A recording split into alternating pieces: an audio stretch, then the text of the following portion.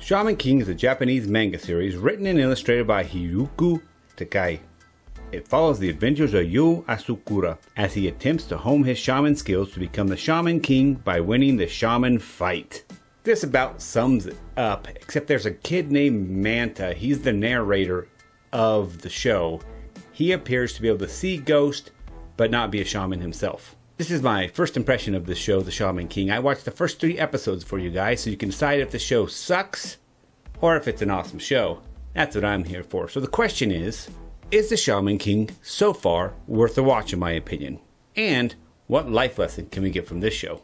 Let's find out.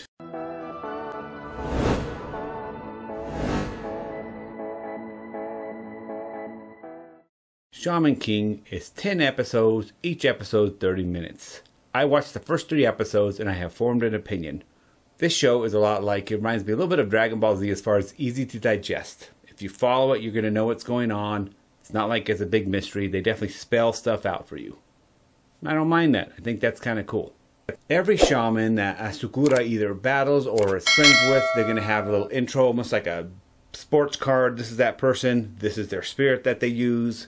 Makes it very clear, so you're not confused. It's just laid back, kind of a chill kid thing. It's also full of silly humor and the dialogue that they do where the bad guy is like all, "I need a car. But if I take that car, they're gonna know my evil plan, blah, blah, blah." You know, that kind of stuff. It's pretty funny. And it's your classic anime stuff where they're overconfident and then they have a battle and then they're shocked by their power level kind of thing.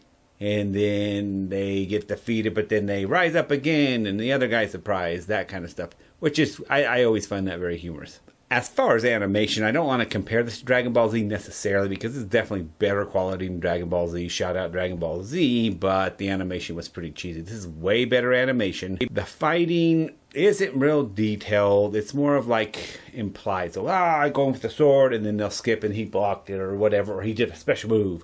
So you don't get to see the move, but it's all power and built up. I guess it's kind of like One Punch Man season 2, I believe, because season 1 was animating and showing all the fights and stuff, which was way better. Season 2, it seems like they went to that where it's like implied, defeated you. And so, but it's still cool, and I like the way they talk up the enemy talks itself up, and they make it to where you really want to see the bad guy get defeated. Like, I hate him, he's so rude, he's so ego-driven, or so cocky. You're like, yeah, Sakura, defeat him, guy, yeah, haha, yeah. So that's all cool. But what really takes this anime over the top for me, and I was blown away because I've been all into this stuff lately, the whole spiritual thing and stuff. This anime is all about that, and it's all about that message throughout it. Does that mean? Yes. Mankind has forgotten the spiritual world exists. The world has succumbed to greed, and with that has disrupted its order. Which means the time has now come. They do a great job of showing the villains as people who use people to a means, to an end, to their goal, to achieve their goal. They don't care about them. They're like slaves. Use it, your tool. And it's a big criticism of what's happening today. There's so much self-centeredness and so much greed that it really is destroying our planet and us as a species. We got to get our act together and start doing things for love and for passion, for caring. And our main character comes from that. He does have some ego that he's going to have to fight through, but he comes from that base, and so we hope he becomes the master shaman, the king shaman. Either way, I just love the message, and it's throughout the series. It's throughout the 3 episodes that I saw. In summary, hell yes, I'm going to keep watching this show. I'm very excited. I'm going to probably watch another episode soon after I film this, after I make this video. It's fun, it's lighthearted, but has a deep, cool meaning throughout it. It's the kind of show that I think I can enjoy sitting like maybe kind of the bedtime routine, just kind of relax and enjoy. And I don't have to think too much. I can get into it, enjoy the cool message, the silly humor, and all that stuff. So I definitely recommend The Shaman King, the 2021 Netflix original. That is why I'm going to give it, for now, from the first 3 that I saw, I'm going to give it a yes, go see it. If you're into anime, go see it.